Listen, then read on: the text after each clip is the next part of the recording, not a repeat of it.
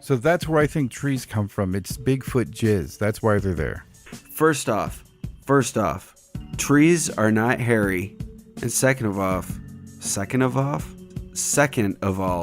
I've never seen a Bigfoot hump the ground. All right.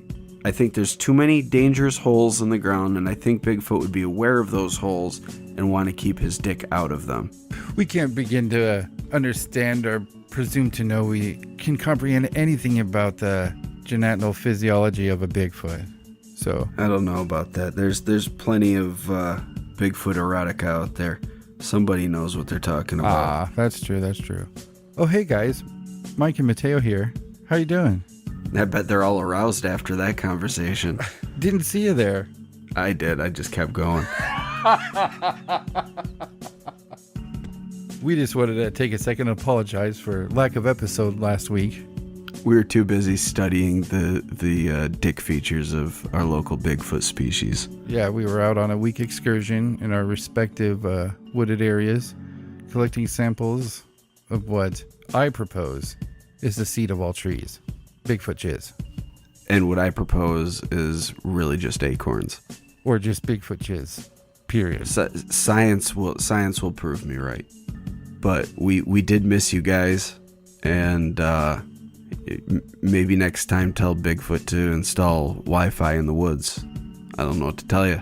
And I know, sure, some of you are probably like, well, why didn't you plan for it then? Well, you know why we didn't plan for it? Because we're fucking people that don't plan ahead. Total losers. We fly by the seat of our pants, goddammit. And if we want to go hunt Bigfoot, who needs to plan? All I need is a fucking Bowie knife and a tent and a pair of boots and maybe a sandwich. And a jizz collecting kit. And a box to put the acorns in.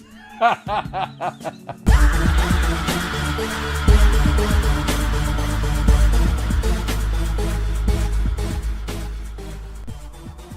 don't know if you've ever covered this cryptid in depth, but there's one cryptid I've always wished I knew more about, and that's the Beast of Bray Road. Yeah, we've talked about him a few times. We never really devoted a show to him though, so this will be that. But it's not just the Beast of Bray Road. There seems to be a history of this creature or something like it surrounding the area around Bray Road and the nearby, I don't want to say cities, but nearby villages and towns and things like that. But it really started to kind of rise to prominence in the late 1980s and early 1990s. And it's referred to as the Beast of Bray Road because of all these sightings happening either on Bray Road or in the area around Bray Road in Wisconsin. And one of the first stories told was by someone named Lori Andrazi. And she reported seeing this wolf-like creature that was kneeling on the side of the road holding roadkill like it was eating, like it was, going to be diving face first into it. But she said it was kneeling and it was holding this roadkill in its hands and it was preparing to eat it. And around this time period, a lot of people were reporting seeing this hairy creature, and in some cases it was reported as just being a really big wolf, and in other cases it was reported as something that looked dog-like but walked on two legs. And the dog-like thing is something that gets repeated a lot. A lot of the cases when the witness tells the story or when the witness comes forth to make a report, they'll say that it had a dog-like head, not a wolf-like head. It's always a dog-like head, which is kind of interesting when you think about it, because we hear about the Dogman, and we've talked about Dogman a number of times, but typically the Dogman has a wolf head when it's being reported. And there's a big difference in if you're reporting something looking like a dog or something looking like a wolf. Yeah, we've made the distinction pretty clear here. We've talked about Dogman, werewolves, and dog-headed men. And which one is this? I don't know. Maybe it's a were-dog. Yeah, maybe there's some crossbreeding going on if there are werewolves running around or dogmen. Or maybe they're shapeshifters. Or maybe they're multi-dimensional beings. Or maybe they're skinwalkers. There's a lot of similarities in what's being reported, especially some of the more frightening encounters with the Wisconsin Dogman.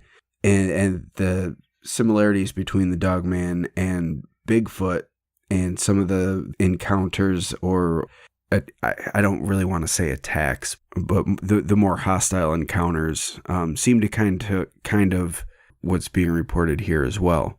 And another similarity that shares is a lot of people report smelling rotten eggs or what smells like rotten meat or sulfur, which is something that's also usually described by someone that has a close encounter with a Bigfoot.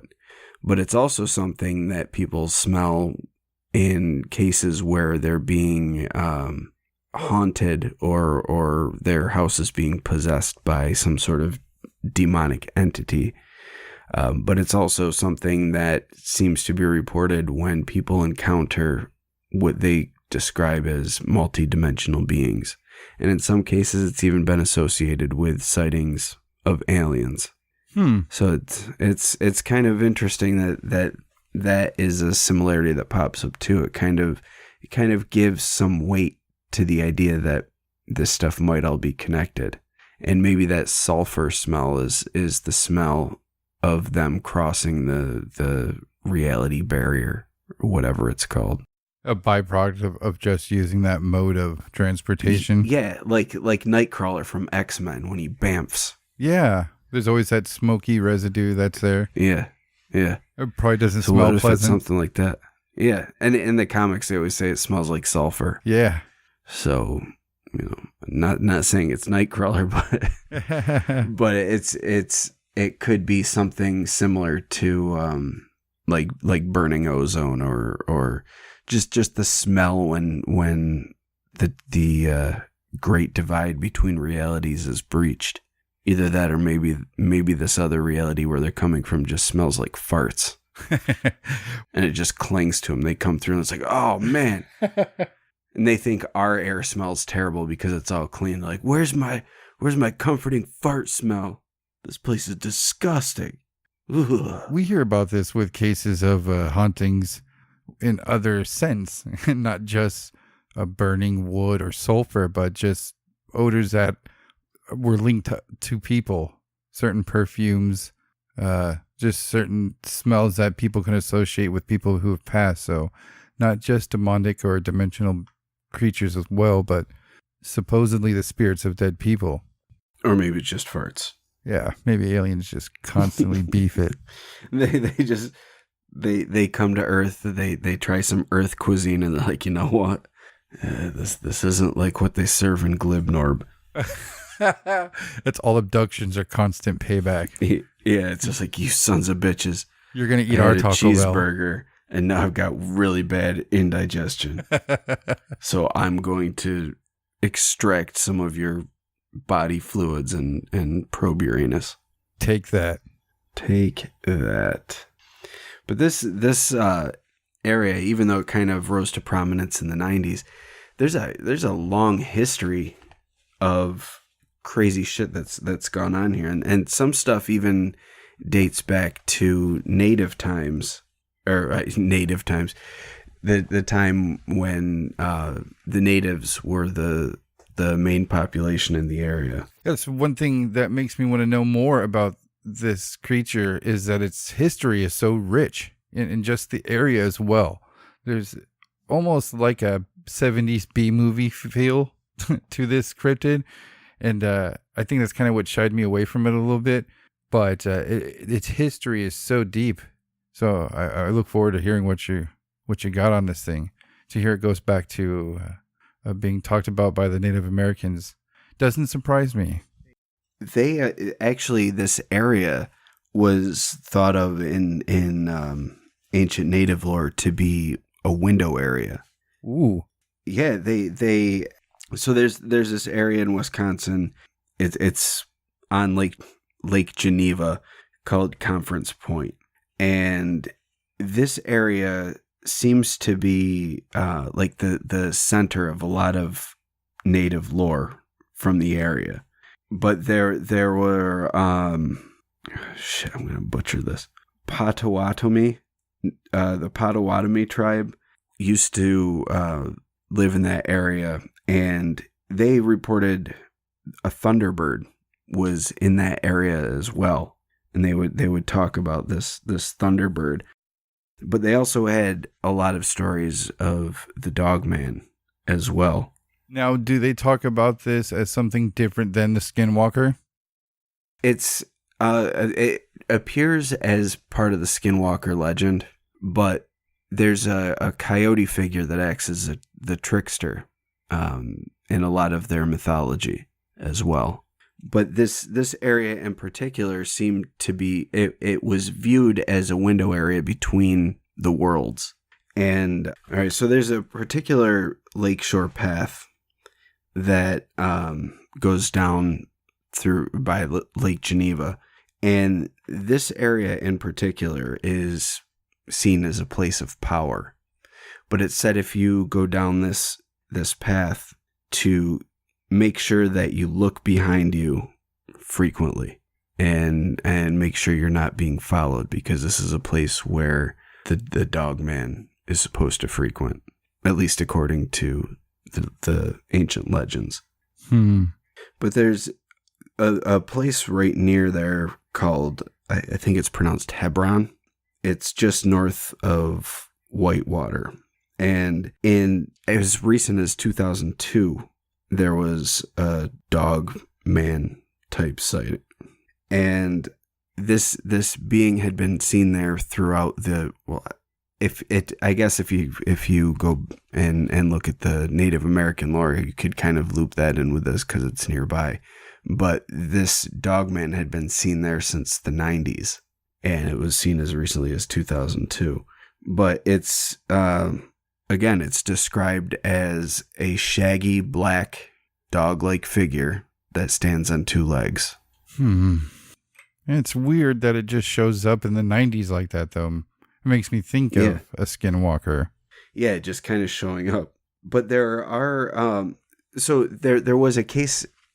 This I don't know if you would call a Skinwalker, but I want to mention it here because it reminded me of the Skinwalker Ranch story. So in 1991, there was this woman named Sherilyn Smage, and she actually lived on Bray Road and had a farm there. And at one point during the fall of 1991, she was driving her car down a tractor lane to get her husband so she could drive him back for dinner. And she said as she was going down this tractor path, now for anyone who's listening that's not familiar with the way farms are run, typically you've got these fields, but in between where you'd have your crops, you would have a path for the tractors to come in and out of. And they're typically just dirt paths that are worn down by tractor tires. So this is what she's driving on.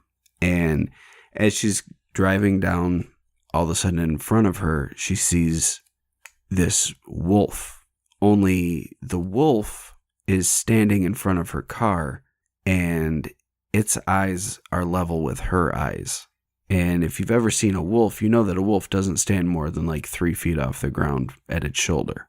So it's going to have a hard time looking over the hood of your car, let alone level with you.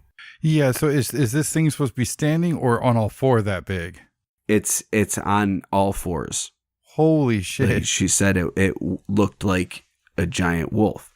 And they sat there staring at each other. They made eye contact. And she said it seemed to have intelligence behind its eyes. But then all of a sudden, out of nowhere, it just turned around and ran away. And if you remember, that was something that happened at the Skinwalker Ranch. Their first day there, they encountered these wolves. And then later on, the wolves would stand next to the car on occasion when they would pull into the property, and the wolf's heads were level with the head of the driver sitting in the car. Jesus. Just think about that. When you're sitting in a car, let's just say your average car, not a truck, but not like a fucking sports car either. Like, regular distance from the ground when you're sitting. You're going to be at least, an adult is going to be at least 4.5, maybe 5 feet off the ground while they're sitting in a car. And you've got a wolf staring at you through the window, and its head is level with your head, and it's on all fours. That's insane, but I believe it. Did you see that footage, that clip of the, quote, biggest wolf ever filmed? No, I don't believe so. Okay, well then we're going to take a break and watch this. I'll put this in the show notes, and I've heard you guys, I will put the show notes in the description that goes into iTunes. So wherever it publishes, you guys will just have the show notes in the show description so you can access them there. Nice. There's this quick little footage where it's like a wooded area and there's a dog barking at something and it looks like an animal, and its dog's just barking at it relentlessly. And the dog kind of does like a bluff charge at it. And this animal kind of gets up on all fours, and it's a wolf. And when I first saw it, I had to laugh. I was like, that can't be real. But then it challenges this dog, and it's just this goddamn gigantic wolf. Now, when I put the video in the show notes, let me know, you guys, if this is just a normal sized wolf, because I don't live near wolves. I don't encounter wolves at all. And you too, Mike, I know that, you live in a somewhat woodsy area. You may have come across an animal like that more often than I have, but this thing is gigantic. I can't believe this hasn't made the rounds yet, Well, let's see if it's bullshit or not. God damn it. That thing's the size of a horse, Mike. Holy shit. It's real, all right. Jesus. It's so big it has to run like a horse. It moves like a horse. Holy fuck. That's incredible, right? That's not a normal size fucking wolf. No, I don't even know what that could. It might be like a fucking escaped panther or something. With the long hair, its body and its hair and its head, that's a wolf. It's a dog. Yeah, I don't know, man. It's not CGI. It's not fake footage. It's just something unknown. If you guys are wondering, I can't wait for you guys to see it because. But then they show the video of the guy in the suit running. What guy? If you go to 140 something, it's we talked about this clip before. Oh yeah. Yeah, that one's silly. Didn't they credit that as a Beast of Bray Road? I don't know. See, the rest of these are goofy. Bums me out seeing that shit. Yeah, that one was crazy. So after seeing that, let's agree to say it's safe to say that wolves that big exist. No, they don't. So that was not a normal wolf. Wolves don't get that big. Yeah. There are wolf dogs that can get bigger than a wolf, but I don't even think they would be that big. Like, that thing was the size of like a fucking tiger. Right? It's crazy. But this thing in Wisconsin keeps poking around though, and there's different descriptions of it. The only thing that seems to be universal is the fact that it's shaggy, it's big, and in a lot of cases it has glowing eyes. What do you think of when you hear the glowing eye stuff in any cryptid report? There's some that call for it, like Flatwood. Sure, that's something like that's going to have glowing eyes. But when it comes to the animals, do you think that's the reflective shit that's happening, or they actually have bioluminescent eyeballs? It makes me wonder, because some people see it in the headlights of their car, and in that case, yeah, that's probably what it is. But there's other people that see it like from the side window off in the fields. So if they're not shining a light source directly on it and they're catching glowing eyes. Ooh, creepy. Then yeah. But it could be something to do with whatever this thing is. Like, maybe that's how it sees at night. Its eyes glow. I don't know. I don't know what else it could be. My money is probably on reflection, but it's hard to say. I would like to think that a lot of people would know what eye shine is and be able to distinguish that from like glowing eyes, but Right. I don't think that the average person probably does have that sort of information, or I don't know, that they would be able to tell the difference if eye shine was not something that they were ever aware of to begin with. You know, not everyone's a weirdo person like we are. But like I said, it keeps popping up, and there seems to be indications that maybe it has something to do with the skinwalker. So, for instance, in 1936, there was this guy named Mark Shackleman, and he was a night security guard for St. Coletta's. It was a mental institution, and he was just making the rounds across the grounds. And behind St. Coletta's, there's an ancient Indian burial ground. And I know that sounds cliche, but there is. It's there. And as he was making his rounds, he saw something. And at first he thought it was a person trying to desecrate the Indian burial ground. But as he got closer, he noticed that it was something standing upright. And then it knelt down and started scratching at the ground like it was digging with its bare hands. And as he approached, he said it looked up at him, and it had a dog-like head, and it said the word Gadara. Gadara. Yeah. Let's do an effect on it. Ready? Gadara. Yeah, just like that. That's probably a legit recording. I don't know where you came across that, Mateo. I have my sources. I'm impressed. That was astonishingly high quality for something recorded in 1936. Yes. So I'm doubly impressed. Thank you.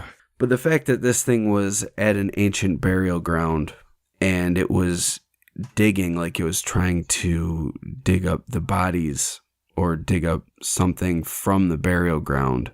And then it sees this guy and just hisses this weird word at him. And then he shines his flashlight on it, and it takes off running away. But he said when he saw it and the thing looked at him, he instantly became overcome with fear. Ooh. And that's something that a lot of people report with the Dogman that isn't normally reported with Bigfoot sightings.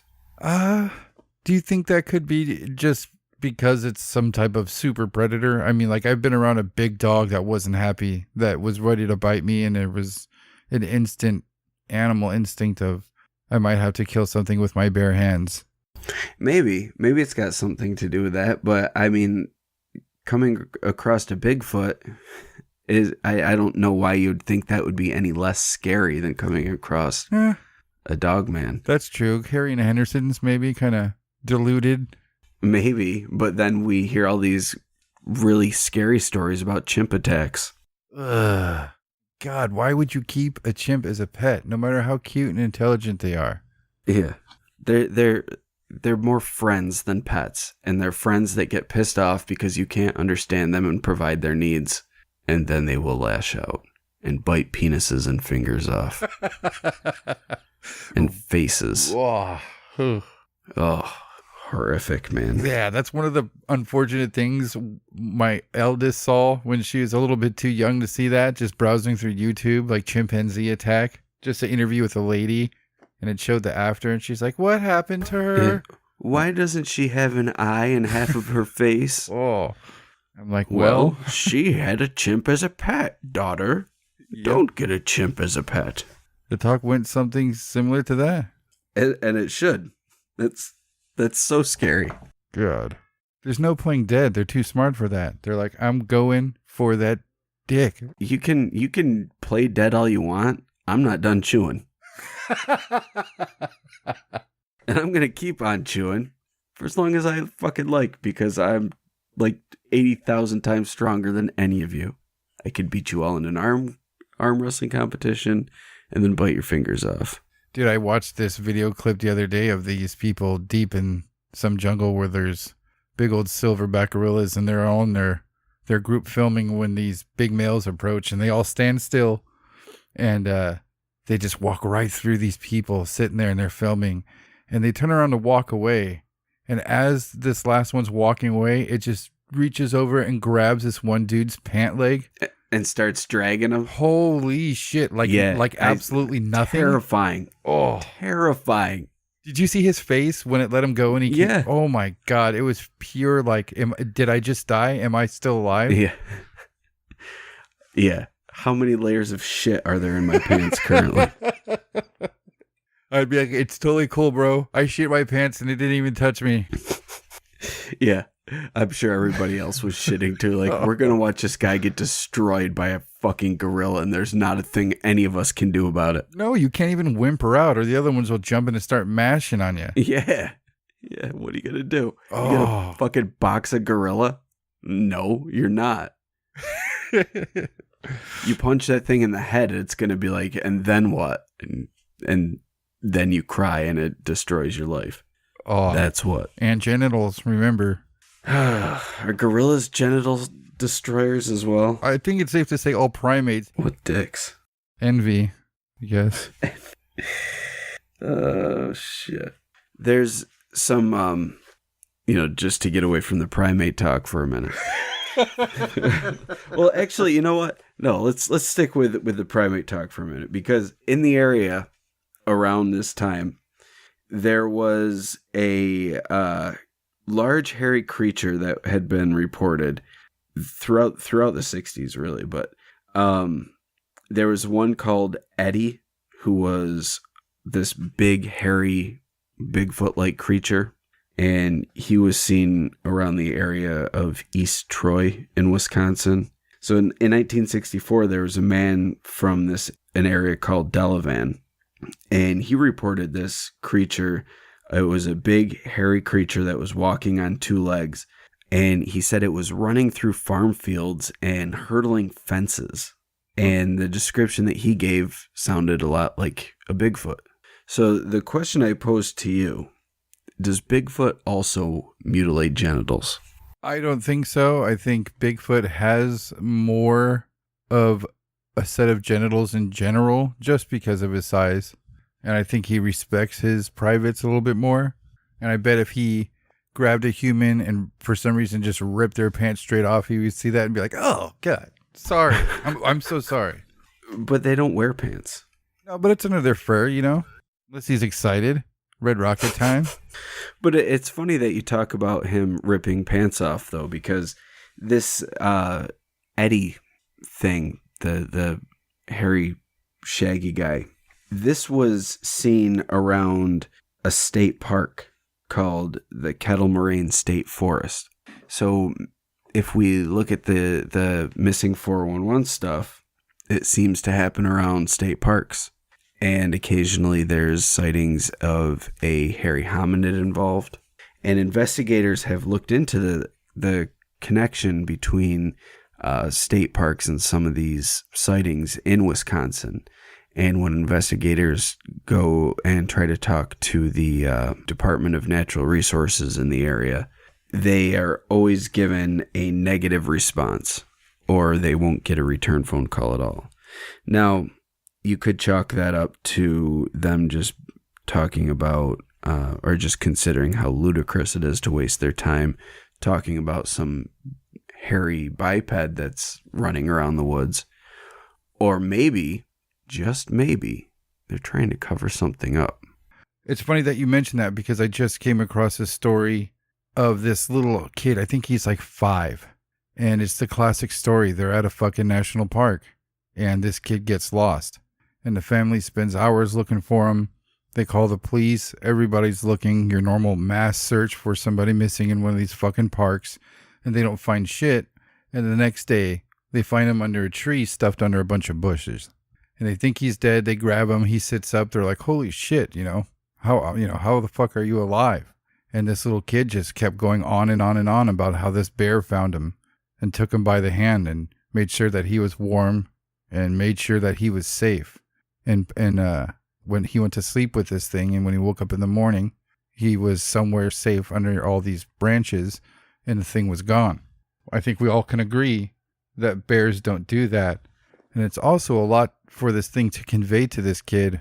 You almost kind of have to assume that it's speaking to it. Because if I was a little 5-year-old kid lost in the woods and something that I can only describe as a bear comes up to me, my first thought's not going to be to take its hand and listen to what it has to say. I'm going to shit my pants, as previously discussed, and run for my life. But this thing somehow befriended this kid and got it not to freak out. I remember hearing about this story, and I believe that this story was actually included in one of the first Missing 411 books, either the first or second one. This happened last month. What? Yeah. Like the actual event happened last month? Yes. Because this actually was something that was reported in Missing 411. Yeah, I know. The exact same thing. Mm-hmm. That's insane. Yeah, I'll put there's a video on YouTube that covered it. I'll put it in the notes, and I'll try to find some other reports on it. I'll put what I can in the notes, but when you get a chance, Mike, check out that video because he tells the whole story. It's fucking mind-boggling. Yeah, I'll definitely check that out. That's pretty creepy. So just to kind of go along with this Missing 411 thing and the fact that there is a state park nearby, during the height of the Bray Road sightings, one investigator named Linda Godfrey worked for a local paper, and she actually wrote the book, The Beast of Bray Road. She's the author of that book. But she wrote the book because she was a journalist at the time working for a newspaper who started picking up the stories of this. But she got one letter from someone who said that they were a real werewolf. And the letter kind of advised her to believe that these things were real. But he wrote some pretty interesting things, and I'm going to read a few excerpts from the letter. And one part specifically is what makes me kind of go back to the Missing 411 thing. Do you want to put some effects on your voice for this? Nah, because I picture the guy just talking like a normal guy. Maybe like somebody trapped in his mom's basement. I don't know. I'm not saying that, but maybe. Good probably, call. Good definitely. call. Okay. So one of the first things that he says in the letter is that the secret can never be told. The consequences are sadistic. So does that mean that he fears reprisal from the public? Or is this like something to do with his brotherhood? And they, if they let the secrets out, then they will punish their own for letting the secret out? Both, I'd assume. Yeah, maybe. But it's kind of ominous that he goes into that. But it tries to advise Linda Godfrey on how to investigate the Beast of Bray Road.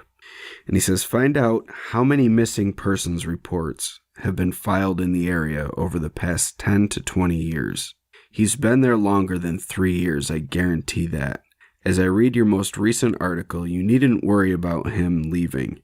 He is in his territory, and it will take something extraordinary to get him out. I warn you, just like any other animal, do not corner him. His kind and change still has human thought. He isn't likely to break the pact unless it is breached by man first. So this is kind of indicating that there was some pact laid out between dogmen and human men. Mm-hmm. To all those who laugh at you, ignore it. It will subside in time, but do not assume it as a hoax. I implore you, please trust me. And then he wrote, just to be super mysterious, he wrote something in Romanian, and she translated it, and it said, mind your own business for your concern. Wow, in Romanian? Yeah. So either this is a dude with a lot of time on his hands, or someone that just was bored and wanted to try to make things sound spookier than they really were. There's a lot of explanations. But what if it was real? What if this guy either is himself a werewolf, or what if he's like a werewolf hunter, Or what if he was the beast of Bray Road and that was his confession letter that he had been stealing people away for the past 10 to 20 years? Like, think about that. He says he advises her to look at the records of missing people in the area in the past 10 to 20 years. Yeah, but see, to me, I don't know. I didn't really think of the beast hunter aspect that you just mentioned. No, probably not. Especially because he actually claims to be a werewolf, but he's warning against the werewolves as well. So, that's interesting. I was gonna say, we hear about the VITs, the people who think they're vampires. Yeah, and I don't know. I haven't heard as much about werewolf packs or anything like that, or at least the lifestyle of pretending to be a werewolf. Somebody writing into her like that, it piques my interest. Very strange. Yeah, it is very strange. And, it could be just some local loony from the area knowing what's going on. And he's like, you know what? The werewolves are back. Oh, yeah. It's one of those guys. It's time to go out and join the pack. They're back. Especially with such a rich history of that area, having all sorts of reports like this, of all sorts of creatures. Yeah, and the wolf Dogman, like I said, isn't the only one, and neither is the Bigfoot creature, even though those are the two most prominent. But in 1964, there was a guy named Richard Moe, and he was out on a date with his girlfriend, and like you do when you're a teenager, a lot of times it's hard to get away from your parents, and you want to have some alone time with your girlfriend or your boyfriend, and you can't go home because your parents are there. And what are you going to do? You're going to get in your car and go for a ride on some desolate road and find a nice parking spot and, get a little more comfortable. Maybe hop in the back seat, see what happens. So that's what Dick Moe was trying to do. Little Dickie Moe was bringing his Little Dickie Moe was bringing his girlfriend to the local desolate cornfield area, and things were getting kind of things were going his way, we'll say. And all of a sudden, he felt something hit his car. Now, keep in mind, he was off the road, so it wasn't something sideswiping him, but he felt something hit his car, and it felt like it was pushing against his car. But his car's in park. And as he looks out the window, he sees these two like claw paw things pressed against the window. And he sees this shaggy black head looking in with yellow eyes. But he said it had rounded ears kind of towards the top of its head and a cat-like face. Huh. And it pushed on his car. And he said that both him and his girlfriend saw this, and it freaked them out so much that they instantly drove out of there. Neither one of them talked about it. He dropped her off, and they broke up immediately after that and didn't talk again. Holy shit. That's how much it freaked his girlfriend out. I would have been like, I didn't fucking call that thing.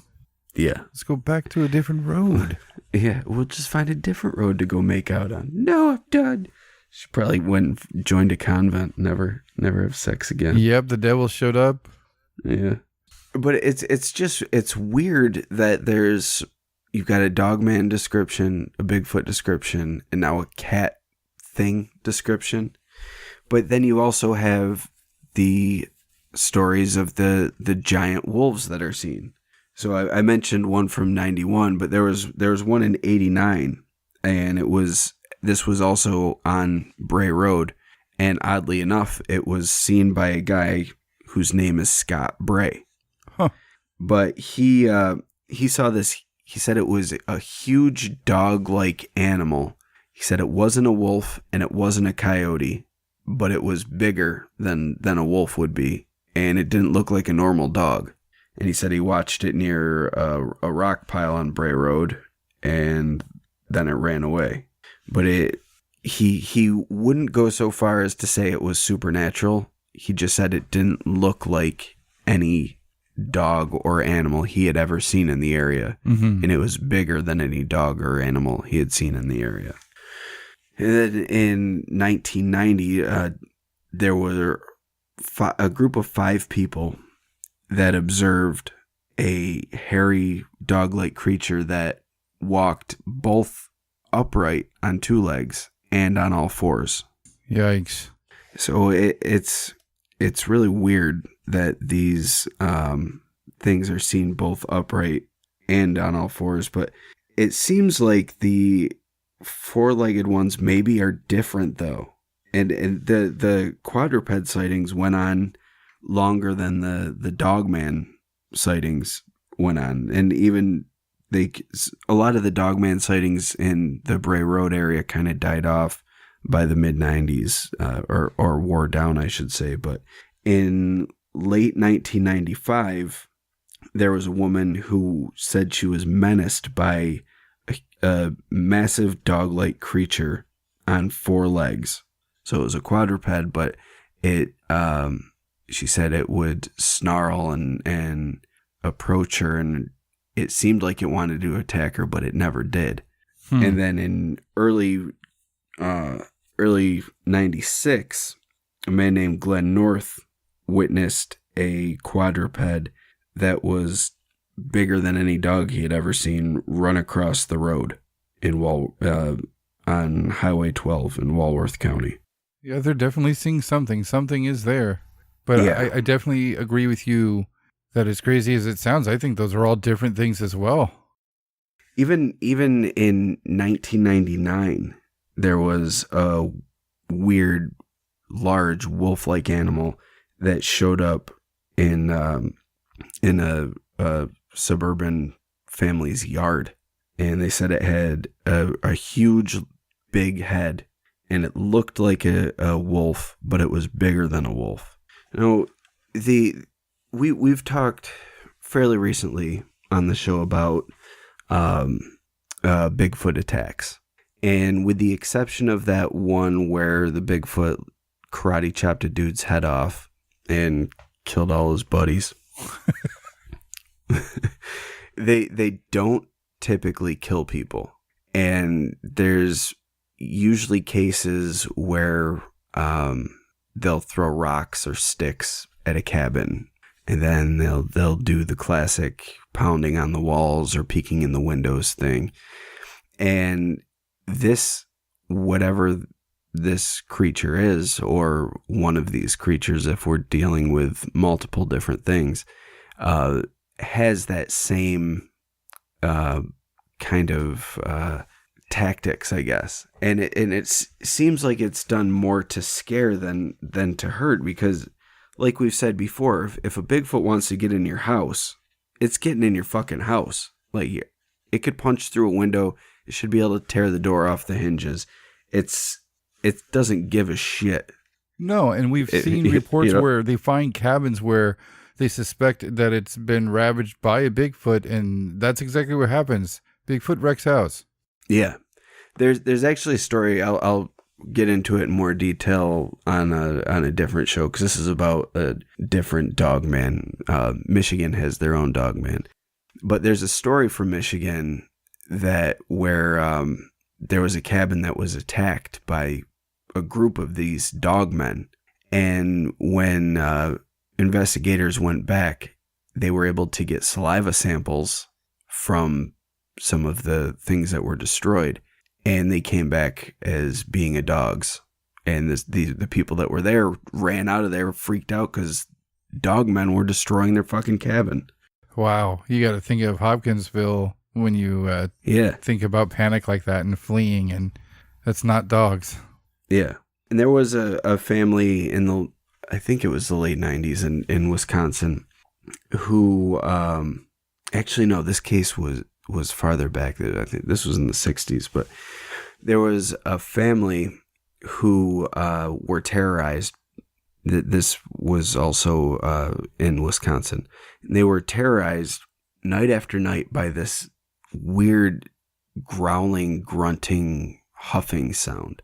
And they said it sounded similar to the way someone doing an impression of a ferocious dog would sound, but it sounded louder than what a person could project, and it came back night after night, and they would hear it in their yard, and then they would start hearing tapping and scratching on the walls outside their house.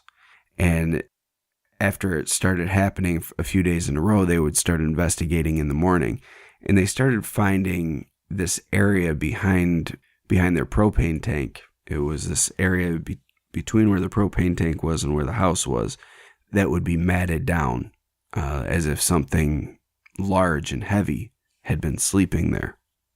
And it looked bigger than a human, looked bigger than a dog, but they weren't able to ever see this thing. They would just hear it night after night after night. And one night rather, their oldest daughter went out on a date with her boyfriend, and her boyfriend brings her home. He's dropping her off, and she stayed in the car talking to him in front of the house. And while she's in the car, this thing, the rest of the family starts hearing it in their backyard. So they see that she's out front. They call out to her to come inside because the beast is there. She thinks they're just fucking with her and that they just don't want her to hang out in the car and make out with her boyfriend. And she's still hanging out in the car, just ignoring them. And then all of a sudden something jumped on the car and made the whole car shake. So she jumps out of the car and runs inside. She wasn't able to see anything, but she felt it hit the car and she could hear it growling. So she just ran from the car to the house and got inside, and they heard it growling, and eventually it ended up leaving. But for many nights it just came around and freaked them out. Wow. That's horrifying. Yeah. It never tried to get in. It never really attacked them. But this was something that was roaming around their backyard, growling night after night after night. Jeez, man. I can imagine with days of fear built up like that after hearing it for so many days. And yeah. Man. Yeah, it would be scary. I would not enjoy it. And I would say, hey, Wolfman, here's a sandwich. Leave me alone. Yeah. You know, like, what do you do? Because how terrifying would it be if you had a dog that you had to take out, and you're just taking your dog out, and all of a sudden you hear this huffing, growling, snarling thing approaching you from the woods. Yeah, what do? You still have to live your life. You still have to take the trash out at night. Yeah. Your dog still has to shit. I'm sorry, dog. You can only take dumps during the daylight hours. Squeeze those cheeks, damn it. See, I would love to encounter something like that. I've mentioned before, there's a lot of stuff that goes on where I live, and like we've talked about at my mom's house, and I'd love to just set up a camera, but I don't want to piss anything off or stir anything up. But if I wouldn't mind experiencing something like that, because I would definitely just hunker down and set up cameras. I would buy a bunch try to figure out what it is. Yeah, because if this, it sounds like a huge animal. Let's just go with that. Mm-hmm. You got to take care of that. You got to find out what that is. And you know where it's sleeping. No shit. Go sit on your roof. Yeah. You know, it's not going to get you on the roof unless it can fly or climb walls or levitate or shoot rockets. Who knows? It could be a rocket launching bear. Yeah, we just heard about the flying fish bear, which I still have to draw. Goddamn flying fish bear. What is it? I just don't want him to be too similar to Jetpack Owlbear. Oh, Jetpack Owlbear is a beloved childhood creation. made for the children's of the listeners of the Whatcast. Yep. He's Jetpack the Owlbear. Thank you for listening to the Whatcast. You can find us on Twitter, Instagram, Facebook, iTunes, and YouTube. Enjoy the podcast. Get yourself a Whatcast t-shirt or a sticker pack. Who was that dude on that one episode? Try the links in Homie's page. All this and more can be found at www.thewhatcasters.com. Thanks again for listening and have a great week.